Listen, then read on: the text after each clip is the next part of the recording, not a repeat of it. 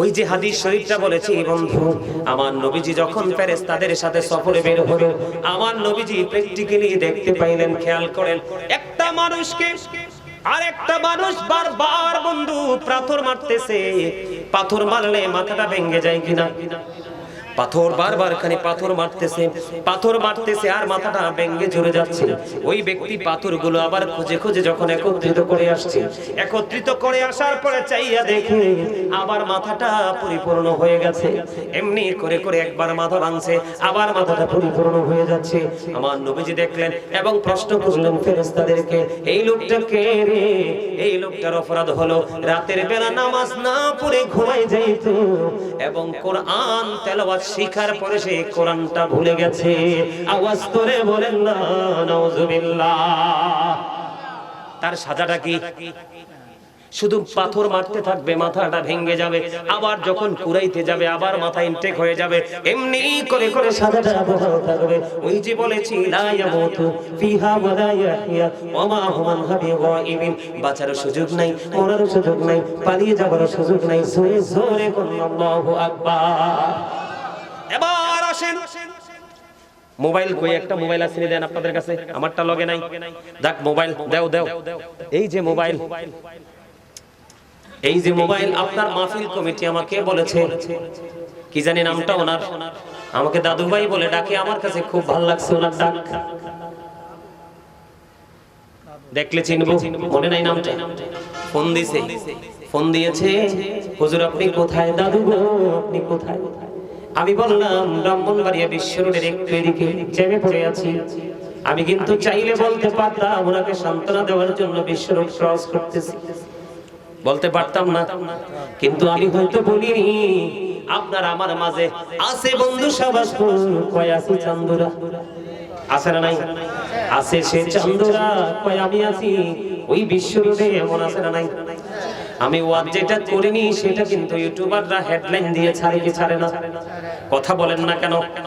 হাদিস শরীফের মূল যে মিনিংটা হলো মিথ্যা। কি? আল্লাহর হাবিব এই দৃশ্যটা দেখার পরে সামনের দিকে অগ্রসর হওয়ার পরে আমার দিকে তাকান। আল্লাহর হাবিব দেখতে পাইলেন একটা লোক এমনি করে বন্ধু একটা আসনের মধ্যে চিত হয়ে পড়ে আছে। তার লোহার রাস্তা দিয়ে বন্ধু তার চেহারাটা কি করে ফেলছে, ছুলে ফেলতেছে। এই থেকে এই পর্যন্ত চামড়াটা লোহার একটা চিরুনি দিয়ে এইভাবে খালাচ্ছে। একদিক দিয়ে চামড়া তুলতেছে, আরেক দিক দিয়ে জোড়া লাগতেছে, একদিক দিয়ে লাগতেছে, আরেক দিক দিয়ে জোড়া লাগতেছে। জীবিত মানুষের চামড়া তুললে আরাম লাগবে নাকি কষ্ট লাগবে? কষ্ট, এত কষ্ট রে, কেমন কষ্ট দেখেন। এই দিক দিয়ে চামড়া ছিল, ওই দিক দিয়ে জোড়া লাগে, এমনি করে করে তার সাজাটা কন্টিনিউ চলতেছে। আল্লাহর হাবিব দেখি প্রশ্ন করলেন, এই লোকটা কে? আমার নবীকে ফেরেশতারা জানিয়ে দিল, এই লোকটা হলো পৃথিবীর মিথ্যাবাদী। সকাল যখন হতো, সকাল হওয়ার পরে ঘুম থেকে ওঠার পরে এমন ভাবে মিথ্যাচার করতো যেটা এই দুনিয়া থেকে, বাংলাদেশ থেকে পৃথিবীর বহির্বিশ্বে চলে যায়। যেমন বলেন সংবাদ পাঠক, সংবাদ পাঠিকা, ইউটিউবাররা ম্যাক্সিমাম আছে না নাই ইনকামের জন্য ধান্দা করে মিথ্যা হেডলাইন, মিথ্যা থাম্বনেল দেয় কি দেয় না? আপনার বাড়ি ঘরের মধ্যে মিথ্যা কথা দিয়ে ঝগড়া লাগায় কি যা লাগায় না? সমাজের মধ্যে, জাতির মধ্যে ঝগড়া হয় কি হয় না? আল্লাহ কোরআনে বলেছেন আল ফিতনাতু আশাদ্দু মিনাল কতল। সমাজের মধ্যে, জাতির মধ্যে বন্ধু কলহ সৃষ্টি করা হত্যার চাইতে বড় জঘন্য অপরাধ। ওই মিথ্যাবাদীর জন্য সাজা বন্ধু চামড়া তোলা হচ্ছে, জোড়া লাগতেছে, এইভাবে চলতে থাকবে আর চিৎকার করতে থাকবে। জোরে জোরে বলেন নাউজুবিল্লাহ। এখন বাংলার জমিনে বন্ধু মানুষ জিনা কি করে কি করে না? বলৎকার করে কি করে না? আরো জোরে বলেন, করে কি করে না? আছে না নাই? আপনারা জানেন কিনা জানি না, এই জিনা, এই বলৎকার ছিল বন্ধু লূত আলাইহিস সালামের জামানার কাজ। আখির নবী আল্লাহর প্রিয় হাবিব হাবিবুল্লাহর জামানায় বলৎকার বা জিনা এটা কখনোই কাম্য নয়, আছে না নাই? ওই যে হাদিসটা আমি আপনাদেরকে বলতেছিলাম, ওই হাদিসের আরেকটা পার্ট হলো নবীজি যখন সামনের দিকে হাঁটতে লাগলেন, নবীজি দেখতে পাইলেন ও বন্ধু, আগুনের একটা চুলা, চুলার মধ্যে উলঙ্গ নারী পুরুষ, ওদেরকে আগুনের মধ্যে জ্বলতেছে। এই অবস্থা দেখে আমার নবী সঙ্গীদেরকে প্রশ্ন করলো, এই যে আগুনের চুলা, এটার মধ্যে নারী পুরুষ দেখা যায়, এরা কারা গো? এবার ফেরেশতারা ডেকে ডেকে বলল, নবী গো, ও প্রাণের নবী, এরা হলো দুনিয়ার জিনা ব্যভিচার করনেওয়ালা, বলাৎকার করনেওয়ালা। জোরে জোরে বলেন না নাউজুবিল্লাহ। বাসা আসেনি, মরা আসেনি। মরা কি আছে? আর মরতে পারবেন? পালাতে পারবেন?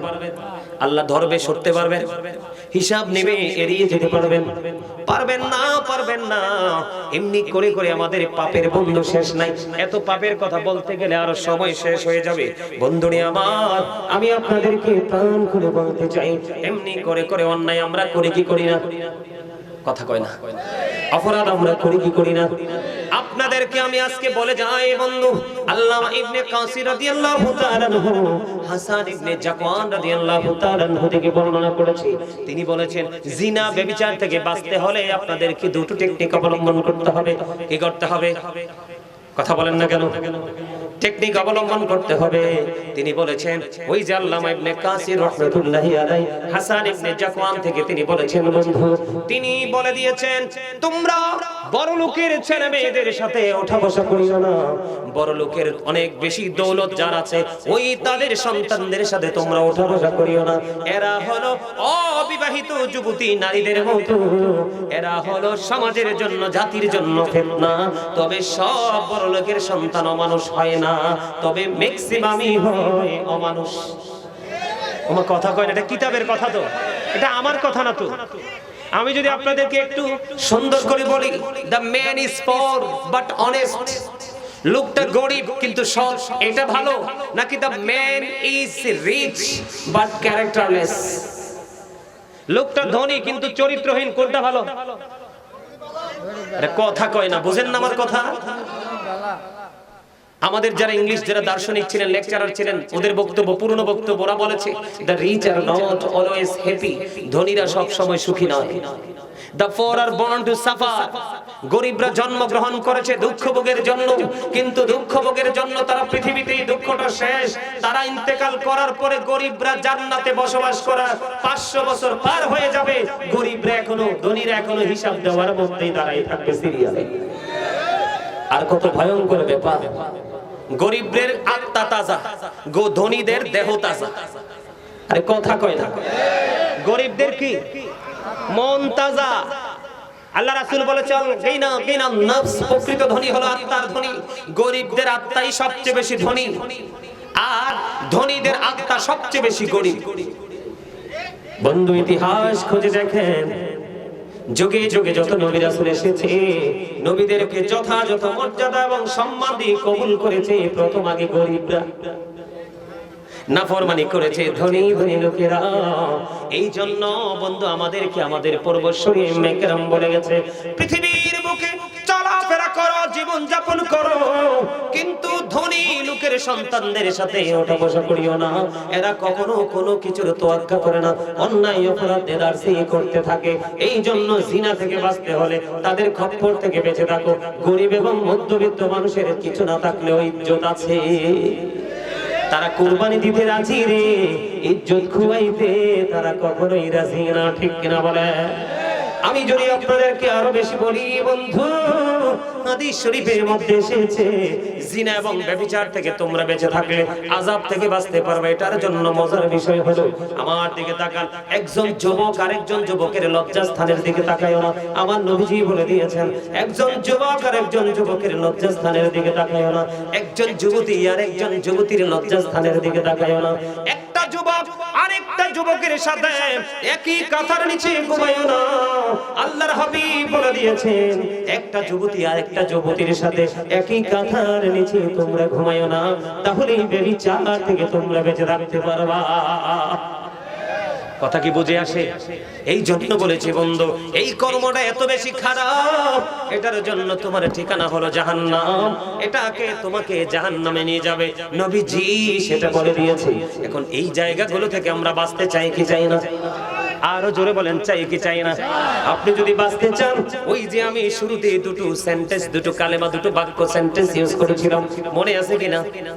একটা হলো ডক্টর আহমদ পেয়ারা বাগদাদি পীর সাহেব কিবলার, আরেকটা হলো আমেরিকার গবেষক মাইকেল এইচ হার্ট।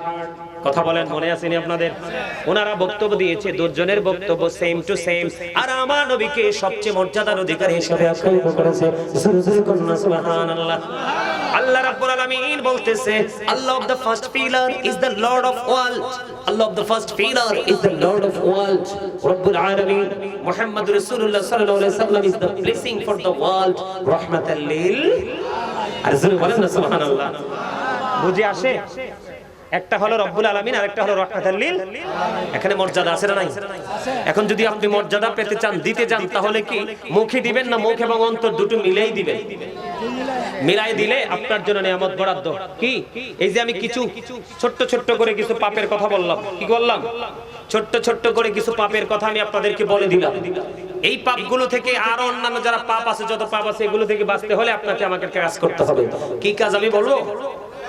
বন্ধু, আপনাকে আমাকে কাজ করতে হবে। কেমন? ধরেন, আল্লাহর হাবিবকে একজন ওই ব্যক্তি এসে প্রশ্ন করলেন, ইয়া রাসূলুল্লাহ, ইয়া হাবিবাল্লাহ, নবী গো, কিয়ামত কখন হবে? আমার নবীজি বললেন, কিয়ামতের জন্য তুমি কি প্রস্তুতি নিয়েছো? ইয়া রাসূলুল্লাহ, ইয়া হাবিবাল্লাহ, আমি কিয়ামতের জন্য কোনো প্রস্তুতি নিতে পারিনি, তবে আল্লাহ এবং আল্লাহর হাবিবকে আমি ভালোবাসি গো। আল্লাহর হাবিব একটা মুহূর্ত দেরি করলো না। আল্লাহর হাবিব একটা ডাক দিয়ে বলল যে, তুমি যাকে ভালোবাসো তার সাথে তুমি থাকবা। তাহলে ভালো, এই চেয়ারটা খালি, এখানে একজন মুরব্বি বসেন, আসেন। আমার কথা কি মজা লাগছে? সব এতক্ষণ আপনাদেরকে মুক্তাসার করে করে ছোট ছোট করে একটু জাহান্নাম সম্পর্কে এক্সাম্পল দিলাম। এখন আপনাদেরকে বাঁচাইতে হবে। আমাকে বাঁচার জন্য রাস্তা হলো মদিনার কামলাওয়ালার প্রেম। সুবহানাল্লাহ। নবীকে চান কি চান না? ওগো নবীজি, কেমন করে বলো তোমায় দেখি, ওগো নবীজি, কেমন করে বলো তোমায় দেখি, আছো তুমি ওই মদিনায়, আছো তুমি ওই মদিনায়, সঙ্গে নিয়ে দুই প্রেমিক সাথী, কেমন করে বলো তোমায় দেখি। বলেন ওগো নবীজি, কেমন করে বলো তোমায় দেখি, দেখার আশা আমার মনে পুষে রেখেছি যতন করে। বলেন দেখার আশা পুষে রেখেছি আপন করে, পাই যদি গো নবী তোমার দিদার, শীতল হবে মোর দুটি আঁখি, কেমন করে বলো তোমায় দেখি। বলেন ওগো নবীজি, কেমন করে বলো তোমায় দেখি। মারহাবা। আপনারা এবার বলেন, আমি যে দুরূদ পড়েছি আপনারা কৃপণতা করছেন কি করছেন না? জিকির যখন করেছি কৃপণতা করছেন কি করছেন না? আমার নবী বলেছেন, বাঁচার রাস্তা হলো পৃথিবীর বুকে আমি নবীকে ভালোবাসিয়া যে যত বেশি দূর পড়বা গো, সালাত ও সালাম দেবা, কাল হাসরের দিন তত বেশি নবীজির কাছে কাছে থাকবা। আর কোনো ভয় আসেনি, আর কোনো টেনশন আসেনি। আপনাকে আরেকটা মজার খবর দেই, একবারে শর্ট শর্ট করে বন্ধু, আমার সময় শেষ, আমি আলোচনা শেষ করে দিব। বন্ধুরে আমার, শর্ট শর্ট করে বলছি, প্রত্যেকটা জুমার দিনে কিছু যদি আপনি না পারেন, প্রাণের নবীকে ভালোবাসিয়া মাত্র 80 বার আপনি দরুদ পড়বেন, 80 বছরের সগীরা গুনাহ আমার আল্লাহ মাফ করে দিবে। আরেকটা মজার খবর হলো বন্ধু, হাদিস খানে এসেছে বন্ধু, দাইলমি শরীফের মধ্যে হাদিসের রাবি হলেন হযরতে আনাস রাদিয়াল্লাহু তাআলা আনহু। আমার নবীজি বলে দিয়েছেন, পৃথিবীর বুকে কেউ যদি প্রতিদিন যদি নবীকে ভালোবাসিয়া প্রতিদিন যদি 1000 বার যদি দরুদ পড়তে পারো গো, আমার নবীজি বলে দিয়েছেন সে জান্নাত না দেখা পর্যন্ত মরণ হবে না। বাঁচার রাস্তা নেই, সহজ না? বাঁচার রাস্তাটা একেবারে সহজ না? কথা বলেন, সহজ কিনা? দুরূদ সেই পড়বে যার সিনে প্রেম জমবে। সালাতু সালাম সেই দিবে যার সিনায় রাসূলের প্রতি ভালোবাসা থাকবে, ঠিক কিনা বলেন? এই জন্য আমার অনেক পুরনো গজল আমি প্রায় সময় এখন গাই না, এটা প্রায় সময় বলি, মন যদি দিতে হয় নবীকে দিও, আহা প্রাণ যদি দিতে হয় তোমার কষ্ট যত না যিনি সইতে পারে না, তোমার কষ্ট যত না যিনি সইতে পারে না, সেই নবীকে ভালোবেসে, সেই নবীকে ভালোবেসে দরুদ পড়িও।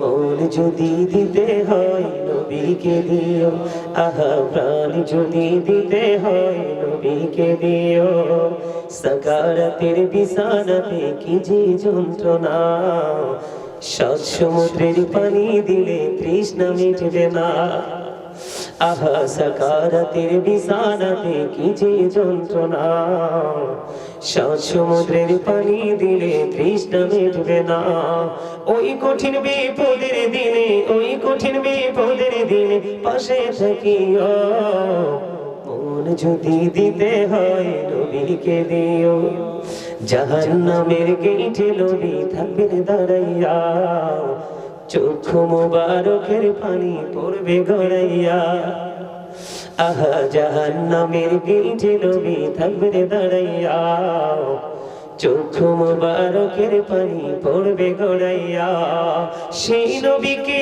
ভালোবেসে, সেই নবীকে ভালোবেসে মিলাদ পড়িয়া, মন যদি সবাই নবীকে দিও, আহা প্রাণ যদি দিতে হয় তোমার কষ্ট যত না যিনি সইতে পারে না, তোমার কষ্ট যত না যিনি সইতে পারে না, সেই নবীকে ভালোবেসে দরুদ পড়িও, যদি দিতে হয় নবীকে দিও, জোরে জোরে করুন মারহাবা, আর জোরে বলেন মারহাবা, আর জোরে। বন্ধু আমার আর একটু আলোচনা আছে, করে শেষ করে দিই, হুজুর আবার চলে আসবে, না হয় মনের মধ্যে আফসোস থাকবে। আজকের জন্য যে বিষয়টা মোস্ট ইম্পর্টেন্ট ছিল ওটার কাছেও আমি যাইতে পারিনি।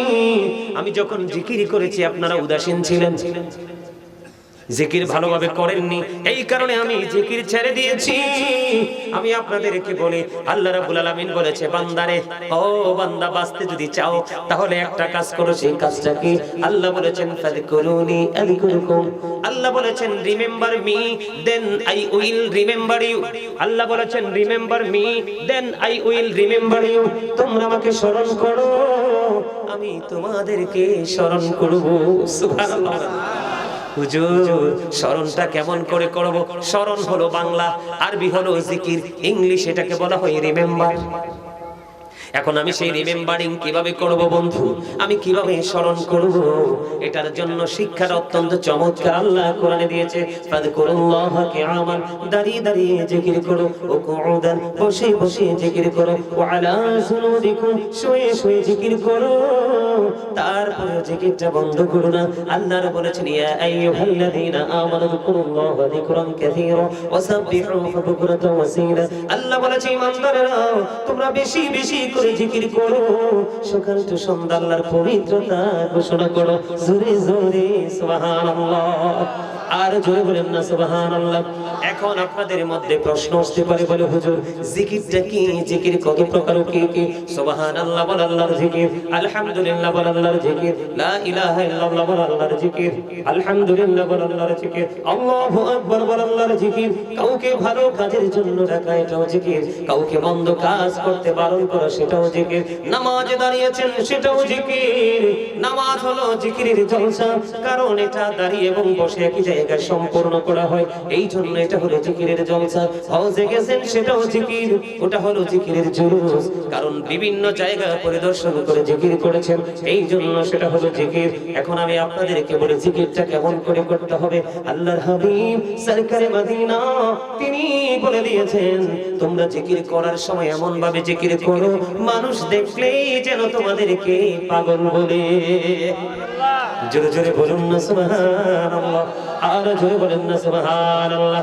বন্ধুরে আমার, আল্লাহর হাবিব বলেছেন, এই যে আপনারা আমার দিকে খেয়াল করেছেন কিনা জানি না, এটা আপনাদের জন্য হলো একটা উপমা বাবা, এক্সাম্পল। বন্ধুরে আমার, আমি যখন কথা বলতেছিলাম মুখ থেকে থুতু আসছে, আমি বুঝতে পেরেছি আমি কি টিস্যুটা নিয়ে এটা কি করে দিয়েছি, মুছে দিয়েছি বা ক্লিন করে দিয়েছি, ঠিক কিনা বলেন? এখন আমি এটাকে ফেলে দিলাম আর একটা ইনটেক নিলাম, ঠিক কিনা বলেন? এটা আপনাদের জন্য প্র্যাকটিক্যালি একটা এক্সাম্পল। বন্ধু, প্রেম কেমন করে করতে হয় শিখো। আমার রাসূল বলে দিয়েছে, প্রত্যেকটা জিনিসকে ক্লিয়ার করতে হলে, ক্লিন করতে হলে যেমনি আল্লাহ একটা উপকরণ তৈরি করে রেখেছে, ঠিক তেমনি ভাবে মানুষের মনের গড়ের ময়লা দূর করার জন্য মেডিসিন হিসাবে আল্লাহ জিকিরকে আখ্যায়িত করেছে। সুবহানাল্লাহ। আর জোরে কন্না সুবহানাল্লাহ। আমি যদি সায়েন্টিফিক থেকে যদি বলি বন্ধু, গবেষণা থেকে যদি বলি, জিকা ইজ দা হার্ট মেডিসিন, জিকির হলো হার্টের ওষুধ। সুবহানাল্লাহ। আপনি যত বেশি জিকির করবেন আপনার হার্ট বন্ধু তত বেশি স্ট্রং থাকবে। জোরে জোরে বলেন না সুবহানাল্লাহ, আর জোরে বলেন না সুবহানাল্লাহ। এখন পাগলের মতো একটু জিকির আমার সাথে করবেন কিনা?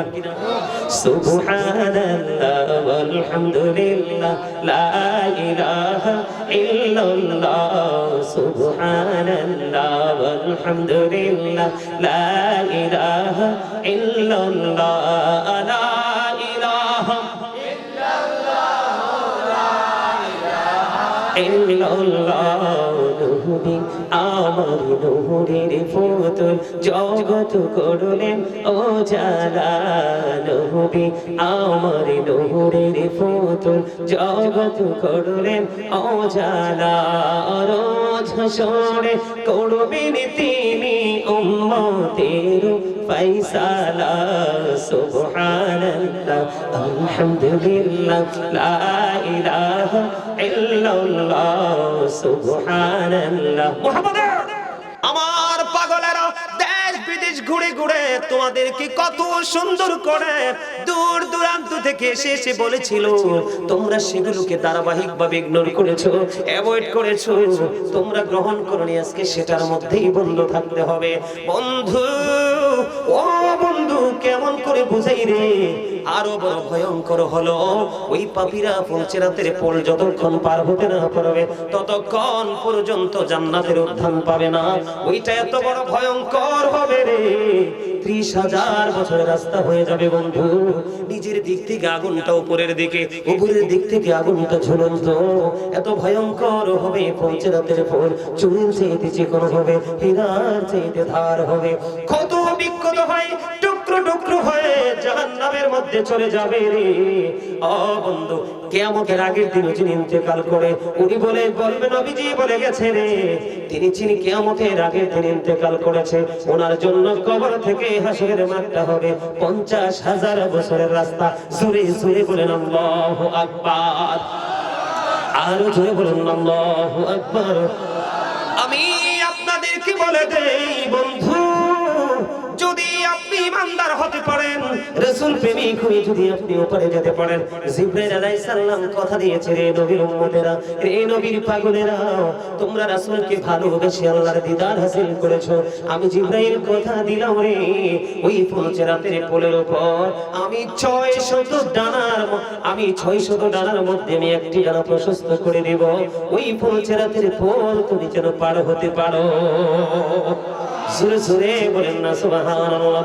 কবর থেকে বন্ধু, রামপুরের মানুষ কেমন করে বললে তোমরা বন্ধু বুঝবা গো? আমি বুঝতে পারি না কেমন করে তোমাদেরকে বোঝাবো, কেমন করে তোমাদেরকে শিখাবো। আমার নবীজি মেরাজে গিয়েছিলেন, আপনারা সবাই জানেন কি জানেন না? আরো জোরে বলেন, তোমরা কথা বলো না, জোরে জোরে কথা বলো। জানেন কি জানেন না? আমি এখানে একটু আলোচনা আপনাদেরকে করি, মুমিনের জন্য বড় মজাদার জিনিস। আল্লাহ রাব্বুল আলামিন কোরআন এসেছে, মূসা বললেন রব্বি আরনি, আল্লাহ বললেন লান তারানি। মূসা কয় আল্লাহ তোমারে দেখতে চাই। আল্লাহ কয় না না, দেখা হবে না। আমার সামনে যদি কোরআন শরীফটা থাকতো, এখন আমি খুলে খুলে বন্ধ তেলাওয়াত করতাম। আল্লাহ রাব্বুল আলামিন মূসা নবীর এই দাওয়াতকে গ্রহণ করলেন না, কবুল করলো না। আর আপনার আমার প্রাণের নবী, দু জাহানের বাদশা নবী, সিরাজুম মুনীর মুরসালিন নবী, ইমামুল মুরসালিন নবী, রাহমাতাল লিল আলামিন নবী, আল্লাহর প্রিয় হাবিবুল্লাহ নবী গো। আমার আল্লাহর কাছে কোনো দাওয়াত চাইনি, আমন্ত্রণ চাইনি। আমার আল্লাহ নিজেই কোরআন শরীফের 15 পারা সূরা বনী ইসরাঈলের প্রথম নাম্বার আয়াত করে দেখো। আমার আল্লাহ বলেছেন, সুবহানাল্লাযী ইয়াসরা বি'আবদিহি লাইলাম মিনাল মাসজিদিল হারাম ইলাল মাসজিদিল আকসা আল্লাযী বারাকনা হাওলাহু লিনুরিয়াহু মিন আয়াতিনা। জোরে জোরে বলেন আল্লাহু আকবার। বন্ধু, এখানে দুইটা নবীর দুইটা মর্যাদা। মুসা কালিমুল্লাহ, 8 জন নবীকে আল্লাহ রাব্বুল আলামিন স্বর্গীয় উপাধি দিয়েছে। কয়জন নবী? 8 জন নবীকে আল্লাহ স্বর্গীয় উপাধি দিয়েছেন। এর মধ্যে একজন হলো মুসা কালিমুল্লাহ। মুসা স্পোক টু আল্লাহ। মুসা কালিমুল্লাহ আল্লাহর সাথে কথা বলেছেন। আর আপনার আমার প্রাণের নবী সম্পর্কে আল্লাহ রাব্বুল আলামিন জানিয়ে দিয়েছেন, there is no god but Allah. তার মানে লা ইলাহা ইল্লাল্লাহ মুহাম্মাদুর রাসূলুল্লাহ সাল্লাল্লাহু আলাইহি ওয়াসাল্লাম ইজ দা মেসেঞ্জার অফ আল্লাহ। আওয়াজ করে বলেন না সুবহানাল্লাহ। আল্লাহ রাব্বুল আলামিন আল্লাহর প্রিয় হাবিবকে সূরা বনী ইসরাঈল দ্বারা প্রমাণ পেয়ে গেলাম। নিজেই তিনি দাওয়াত দিয়েছেন, শুধু দাওয়াত দেয়নি। আল্লাহ রাব্বুল আলামিন বলতেছেন, আল্লাহর হাবিবের চারপাশ আল্লাহ রাব্বুল আলামিন নিয়ামতে পরিপূর্ণ, রহমতে পরিপূর্ণ করে দিয়েছেন। আল্লাহ রাব্বুল আলামিন যেন আল্লাহর হাবিবকে আল্লাহর নিদর্শন দেখাতে পারে। জোরে জোরে বলেন না সুবহানাল্লাহ। এটা কি খবরটা মজার না সাজার? এটা আমাদের জন্য নেগেটিভ না পজিটিভ? পজিটিভ। এটা আমাদের জন্য পজিটিভ মানে ভালো, নেগেটিভ মানে মন্দ। এটা আমাদের জন্য ভালো। মুসা চাইলেন, আল্লাহ গ্রহণ করলেন না। আর আমার নবী চাওয়া লাগলো না, বলে হুজুর ওখান থেকে এখানে কেন আসলেন? এখানে এই কারণে এসেছি বন্ধু, জিবরাইল যখন আমার নবীকে উম্মে হানির ঘর থেকে মেরাজের জন্য ডাকলেন, নবী গো আল্লাহ তো আপনার জন্য নিরাগ্রহে বসে আছে গো নবী, আপনি আসুন না, বোরাক আপনার জন্য রেডি হয়ে গেছে। বন্ধু, আমার নবী সেদিন বোরাক দেখে কান্দে। আমার নবীজির দুই চোখ বেবে বন্ধ পানি মোবারক বেবে পড়ছে। জিবরাইল দেখে দেখে বলে, ইয়া রাসূলুল্লাহ, ইয়া হাবিবাল্লাহ, নবী গো, ও প্রাণের নবী, বন্ধুর বাড়িতে যাইতে কাঁদে না, আপনি কেন গো চোখের জল ঝরনার মতো বিসর্জন দিচ্ছেন? ইয়া রাসূলুল্লাহ, ইয়া হাবিবাল্লাহ, কেন গো জানতে মনে চায়। আল্লাহ রাব্বুল আলামিন খবর জানিয়ে দিলেন, জিবরাইল আমার হাবিবের কাছ থেকে তুমি খবরটা জানো। আল্লাহ খবর জানে কি জানে না? আল্লাহ আলিমুল গায়ব কিনা? আমার আল্লাহ সব খবর জানে রে বন্ধু। আমার আল্লাহ যখন বললেন জিবরাইল প্রশ্ন করলো, এবার উত্তর দিলেন আমার নবীজি, আমি কান্দি কেন রে? আমি এই কারণে কান্দি, আজকে আল্লাহ রাব্বুল আলামিন আমার জন্য বোরাক পাঠিয়ে দিল। ওই যে কিয়ামতের ময়দান, হাসরের ময়দান, 50,000 বছরের রাস্তা হবে রে। আমার উম্মতগুলো আপন আপন কবর থেকে কেমন করে হাসরের ময়দানে আসবে, আমি সেই চিন্তা করে কাঁদি রে, চোখের জল আমি বিসর্জন দিচ্ছি।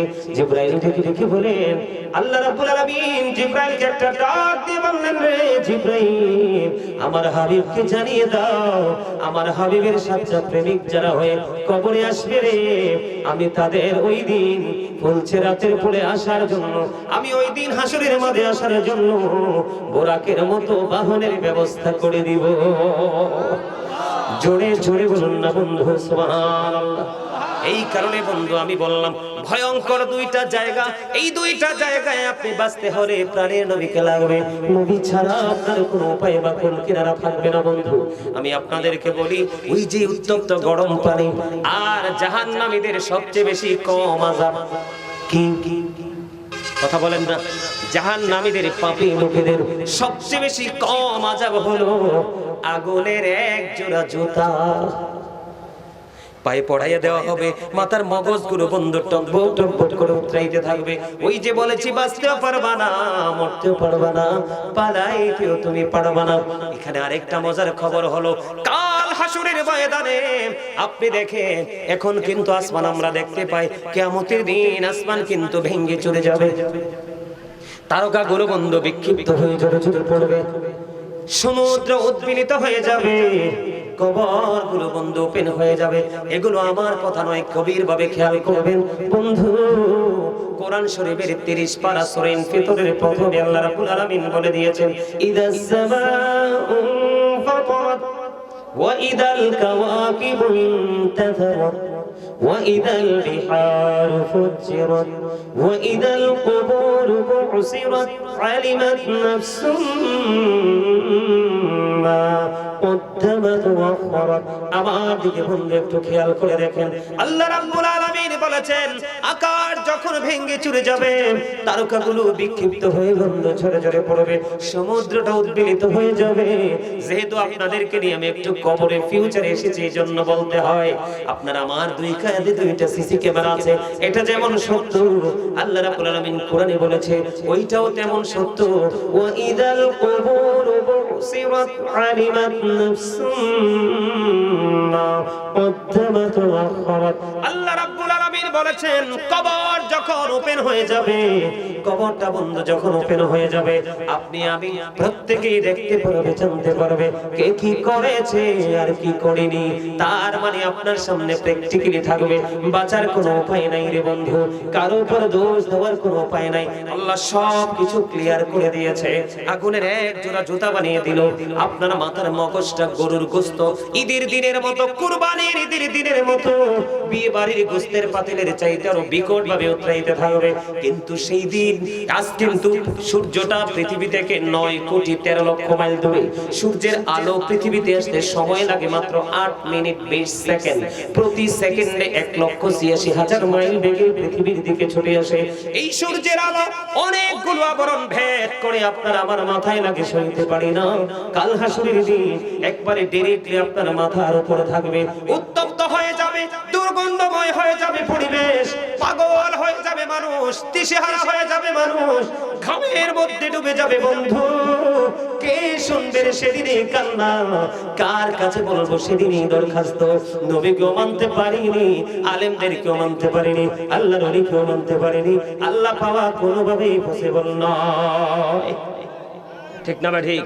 আমি ভয়ঙ্কর জায়গাটা একটু আপনাদের সামনে বিভিন্ন ভাবে বন্ধ তুলে ধরার চেষ্টা করতেছি, কিন্তু এখানে দেখতে পাইলাম অসংখ্য যুবক এসে বসেছো, কেউ কেউ দাঁড়িয়ে দাঁড়িয়ে আলোচনা শুনছো। যুবকেরা, তোমাদের জন্য গড নিউজ হলো দুইটা। কয়টা? তোমরা আজকে যৌবনকালে টিভির সামনে যাও নাই, অন্যদের মতো ফেসবুক টিপো নাই, অন্যদের মতো পৃথিবী নিয়ে ব্যস্ত থাকো নাই। আজকে তোমরা জান্নাতের বাগানকে কবুল করে নিয়েছো। তোমাদের জন্য প্রথম নিয়ামত হলো, আমার নবী বলে গেছেন, তোমাদের জন্য প্রথম নিয়ামত হলো আল হাসান ওয়াল হুসাইন সাইয়্যিদা শাবাবি আহলিল জান্নাহ। তোমাদের জন্য ফার্স্ট নিয়ামত হলো, আল্লাহর হাবিব বলেছেন, Imam Hasan and Husain are the leader of younger people in Jannah. আমার নবী বলেছেন, ইমাম হাসান হুসাইন দুই ভাই ওই মুমিন যুবকদের জান্নাতে লিডার হয়ে যাবে। একটা হলো তোমাদের জন্য গুড নিউজ। সবচেয়ে বড় বিপজ্জনক জায়গা হলো হাসরের ময়দান। অবন্ধে উত্তপ্ত থাকবে রে সেদিন। তোমরা যুবক যারা, তোমাদের জন্য আরেকটা গুড নিউজ হলো, হাদিস শরীফের মধ্যে 7টা মতান্তরে 8টা দলের কথা বলা হয়েছে। 8টা দলকে আল্লাহর আরশের ছায়ার নিচে জায়গা দিবে বন্ধু। এর মধ্যে একটা দল হলো যুবক রে। ও যুবক, হাইয়া আলাস সালাহ বলার পরে মসজিদে চলে গেল। আজকে এই রামপুর গ্রামে মাহফিল হলো, তোমরা চলে আসলা, ভালো ভালো কাজের দিকে নিজেকে ইনভলভ করে ফেলেছো। আমার নবী যে বলেছে, যুবক রে, তোমার জন্য মজার খবর হলো, যেদিন মানুষ পাগল পারা হয়ে যাবে, হাহাকার করবে, চিৎকার করবে, কেউ সেদিন তাদের চিৎকার শুনবে না। তোমাদের জন্য আল্লাহ রাব্বুল আলামিন আল্লাহর আরশের নিচের একটা অংশ বরাদ্দ করে দিবে। তোমরা সেখানে অবস্থান করবা, কোনো বিপদ তোমাদেরকে স্পর্শ করবে না। জোরে জোরে বলেন আল্লাহু আকবার। একবার বলুন না সুবহানাল্লাহ। বন্ধু, শুধু এখানেই বন্ধু ক্ষান্ত নয়, আমার আলোচনা কি আরো করব না, শেষ করে দিব? শোনার পক্ষে কে কে আছেন? সবাই আমার আলোচনায় আমি এই চ্যাপ্টারটা শেষ করে ফেলবো বন্ধু। এরপরে আমার দিকে তাকান। এই যে বললাম যে আগুন, পানিটা এতটাই উত্তপ্ত হবে, আগুনে মোমের মধ্যে আগুন লাগলে যেমন গলে যায়, বরফের মধ্যে পানি লাগলে যেমন বরফের অস্তিত্ব শেষ হয়ে যায়, বন্ধুরি আমার ঠিক তেমনি ভাবে আপনার আমার ভিতর থেকে লিকুইড হয়ে সবকিছু বের হয়ে যাবে। কেন এটা এত উত্তপ্ত? উত্তপ্ত হওয়ার কারণ হলো বন্ধু, হযরত আবু হুরায়রা রাদিয়াল্লাহু তাআলা থেকে হাদিস কানা বর্ণিত, আপনার আমার প্রাণের নবী তিনি জানিয়ে দিয়েছেন আল্লাহ আগুনকে 1000 বছর তাপ দিয়েছে, আগুনের রং হয়েছে বন্ধু লাল। আল্লাহ কই এই আগুনে হবে না, আরো বাড়াইতে হবে, আরো 1000 বছর আগুনটাকে তাপ দিয়েছে বন্ধু, আগুনের রং হয়ে গেছে সাদা। আল্লাহ কই না না, এই আগুনে হবে না, আরো এটাকে বৃদ্ধি করতে হবে, আরো কঠিন থেকে কঠিনতর করতে হবে। তারপরে আরো 1000 বছর তাপ দিয়েছে বন্ধু, 3000 বছর তাপ দিয়ে উত্তপ্ত করলো। তৃতীয়বারের মতো যখন তাপ দিতে লাগলো, আগুনটা একেবারে কালো হয়ে গেছে। এই কালো আগুন আপনার আমার জন্য বরাদ্দ। এই আগুন আপনাকে আমাকে ছাড়বে না যদি আমরা সঠিক পথে হাঁটতে না পারি। যেমন আমি আপনাদেরকে একটা কথা বলি, কয়েকটা এক্সাম্পল দিব। আমাদের সমাজে বন্ধু সুদখোর আছে না নাই? আপনাদের আমপুরে আসেনি? এরা কি প্রকাশ্যে না ছদ্মবেশে? প্রকাশ্যেও থাকে, কেউ আত্মমর্যাদার ভয়ে, কেউ ছদ্মবেশেও খায়, ফক্সির মাধ্যমে আছে না নাই? আমি আপনাদেরকে জাহান্নাম সম্পর্কে একটু বুঝাই বন্ধু। জাহান্নামীদের একটু সিম্পটম আমি আপনাদের সামনে তুলে ধরব, কারণ আমাদের সমাজ, আমাদের জাতি ধ্বংস হয়ে যাচ্ছে।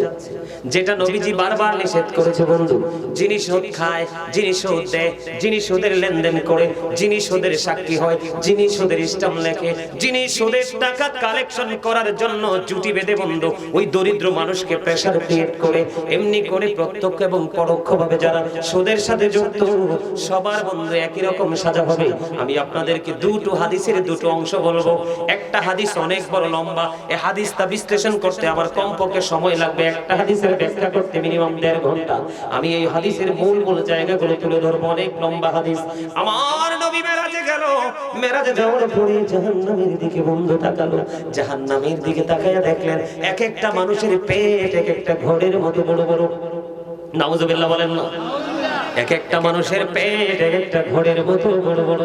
এবারে জিব্রাইলকে বললেন, ভাই জিব্রাইল বলো না, এই মানুষটা ঘরের মতো বড় বড় পেট ওরা মানুষগুলো এরা কারা? ইয়া রাসূলুল্লাহ, ইয়া হাবিবাল্লাহ, নবী গো, এরা হলো দুনিয়ার আপনার নামদারি উম্মত সুদখোর। আমার নবী বলে, রে জিব্রাইল, ঘরের মতো বড় বড় পেট আমি দেখতে পাই রে, এই পেটের মধ্যে শুধু দেখতে পাইলাম আমি নবী সাপ আর বিচ্ছু। জোরে জোরে কন্যা নাউজুবিল্লাহ। বন্ধু সামুরা ইবনে জুনদুব রাদিয়াল্লাহু তাআলা থেকে হাদিস খানা বর্ণিত, হাদিস খানা অনেক লম্বা। আমার নবী সাহাবায়ে কেরামদেরকে প্রশ্ন করলেন, তোমরা আজকে কেউ কোনো স্বপ্ন দেখেছো কিনা? এবার সাহাবীরা বললেন, ইয়া রাসূলুল্লাহ, আমরা কেউ এমন কোনো স্বপ্ন দেখিনি। নবীজি বললেন, আমি একটা বরকতময় স্বপ্ন দেখেছি, তোমাদেরকে বলবো। ইয়া রাসূলুল্লাহ, ইয়া হাবিবাল্লাহ, নবী গো বলে দেন। নবীজি বলতে গেলেন, অনেকগুলো বললেন। এর মধ্যে একটা হলো বন্ধু, একটা লোককে নবীজি দেখতে পাইলেন, নবীজির সঙ্গী হলো দুজন ফেরেশতা। নবীজি দেখতে পাইলেন একটা লোক রক্তের নদীর মধ্যে সাঁতার কেটে কেটে পারে আসতে চায়। কিসের মতো নদী? কথা বলেন না কেন? ও বন্ধু, রক্তের নদী যেটাকে বলা হয় কি? রক্তের নদী। বন্ধুরে আমার, তিনি সাঁতার কেটে কেটে পারে আসতে চায়, কিন্তু কুলের মধ্যে একজন মানুষ পাথর নিয়ে দাঁড়িয়ে আছে। সে যখন কুলে আসতে চায় তখনই তাকে পাথর নিক্ষেপ করে ঘুরে ঘুরে ঘুরে ঘুরে রক্তের নদীর মধ্যে তার দিন রাত কাটতেছে বন্ধু। এমন অবস্থার মধ্যে সে চলতেছে। আমার নবীজি সব দৃশ্য যখন দেখলো, দেখার পরে এবার আমার নবী বন্ধু ফিরে আসার পথে চলে আসবে। আসার পরে ব্যাখ্যা জানতে চাইলেন, ওই যে রক্তের নদীর মধ্যে লোকটা দেখতে পায়, সে হাজার চেষ্টা করে করে আসতে পারে না, পাথর শুধু নিক্ষেপ করা হয়। এই মানুষটা কে রে? আমার নবীকে যখন প্রশ্ন করলেন, ফেরেশতারা জানিয়ে দিল, এই মানুষটা হলো পৃথিবীর সুদখোর। জোরে জোরে কন্যা নাউজুবিল্লাহ। বন্ধু, আমি আপনাদেরকে আরো কিছু বলতে চাই গো, আপনারা যদি প্রাণ করে একটু শুনতে চান আমি খুশি হব বন্ধু। আমি আপনাদেরকে আরো কিছু শোনাতে চাই। বর্তমান আমাদের এই প্রেক্ষাপটটা কত জঘন্য হয়েছে, কত নষ্ট হয়েছে, মানুষগুলো কতটা দুষ্ট হয়ে গেছে একমাত্র পৃথিবীর লোভে। আমার নবীজি যখন বললেন, হাদিস শরীফের মধ্যে এসেছে, রাসূল বলেছেন লা তুকবালু সালাতুম বিগাইরি তুহুর ওয়ালা সালাতুম মিন গুলুল। পবিত্রতা ছাড়া ইবাদত কবুল হয় না, হালাল টাকা না হইলে দানও কবুল হয় না।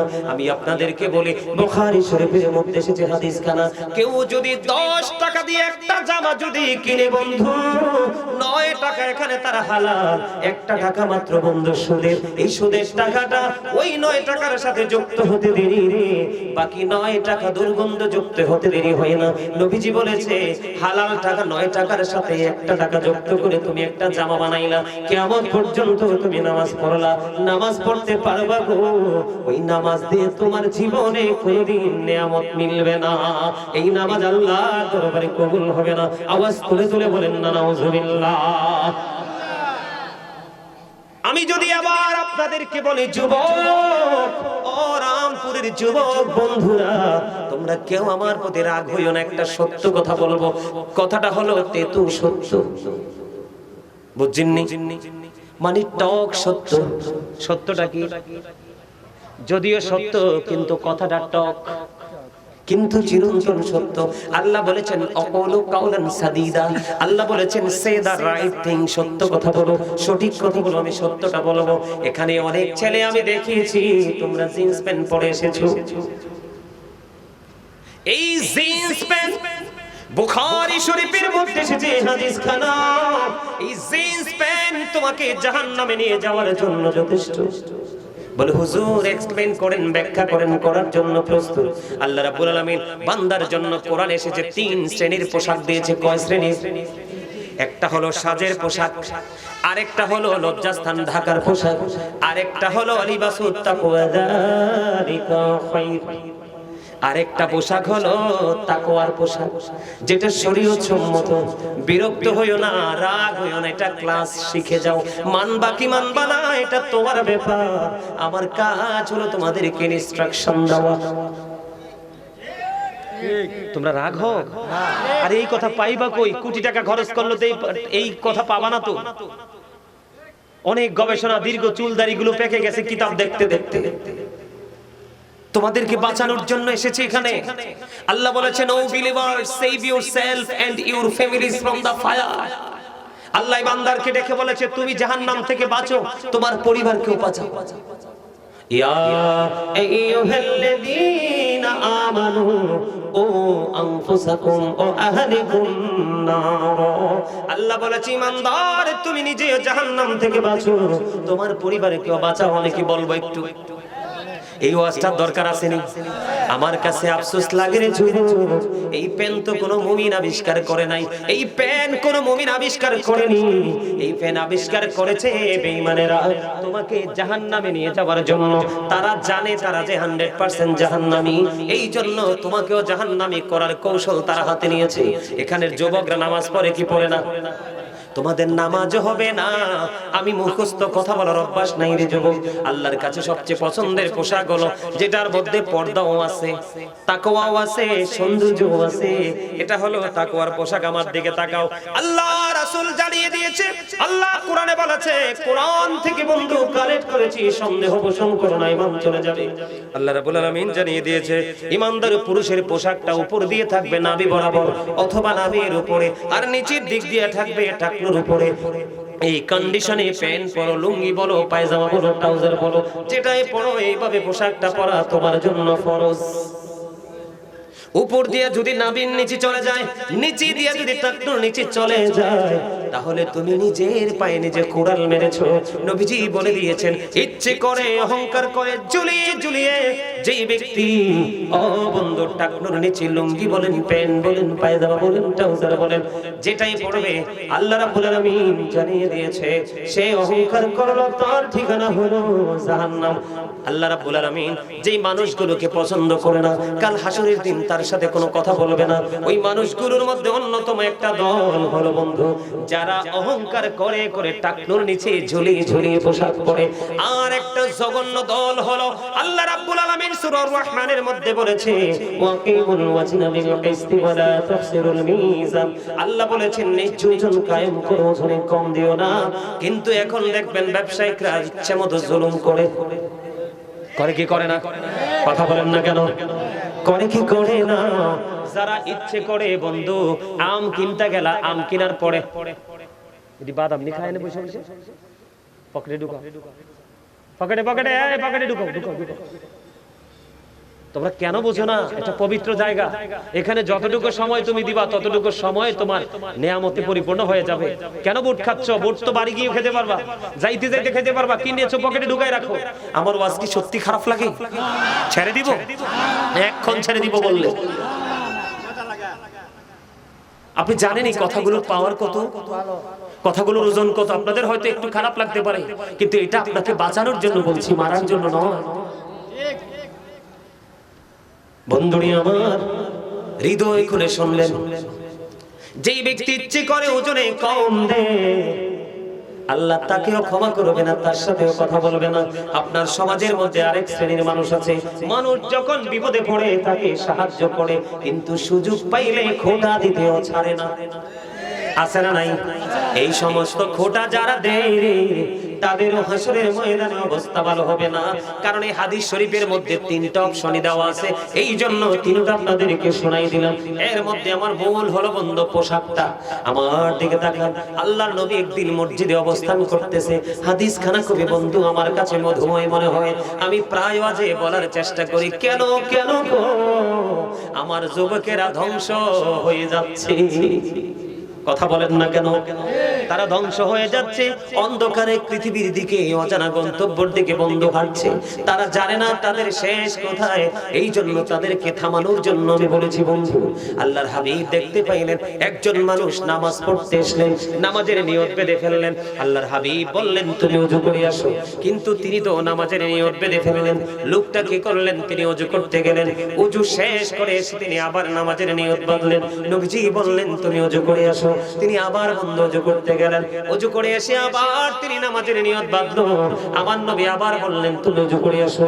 এক এক করে বন্ধু তিনবার বলল। তৃতীয়বার আমার নবীকে প্রশ্ন করা হলো, ইয়া রাসূলুল্লাহ, ইয়া হাবিবাল্লাহ, নবী গো, ও প্রাণের নবী গো, বারবার কেন বলছেন ওযু করার জন্য? ইয়া রাসূলুল্লাহ কেন গো? আমার নবীজি বলেছে আমার আল্লাহ তো তোমাদেরকে বলে দিয়েছে, ও নামাজি, ও মুসল্লি, ও রামপুরের আমার যুবক, আমার ভাই বাবারা, আমি তোমাদেরকে বলে দেই, মা বোনদেরকেও বলছি, মা গো সন্তানটাকে একটু সাহায্য করো না, এ সন্তানটাকে একটু শাসন করো, একটুখানি সাহায্য করো। সন্তান যখন প্যান্টটা পরার পরে সামনের দিক দিয়ে লজ্জাস্থান দেখা যায়, নামাজে দাঁড়ায় রুকুতে গেলে যখন পিছন দিক দিয়ে লজ্জাস্থান দেখা যায়, ও বন্ধু মনে হয় যেন চোখটাকে লুকাই ফেলি, কারণ চোখের জিনা হলো দেখা। নোংরা জিনিস তো আমি দেখতে পাই, ঠিক কিনা বলেন? সবাই বলেন এটা দেখি কি দেখি না? বন্ধুরি আমার, তিনবার নবীজি বললেন তুমি ওযু করে আসো।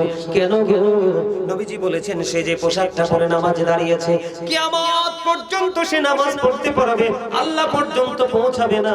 তার কারণ হলো উপর দিয়ে নাভি, তুমি পোশাক রাখবা নাভির উপরে, নিচের দিক দিয়ে রাখবা টাকনোর উপরে, কোনটাই তুমি করলে না, তোমার নামাজের জন্য এই পোশাকটা গ্রহণযোগ্য নয়।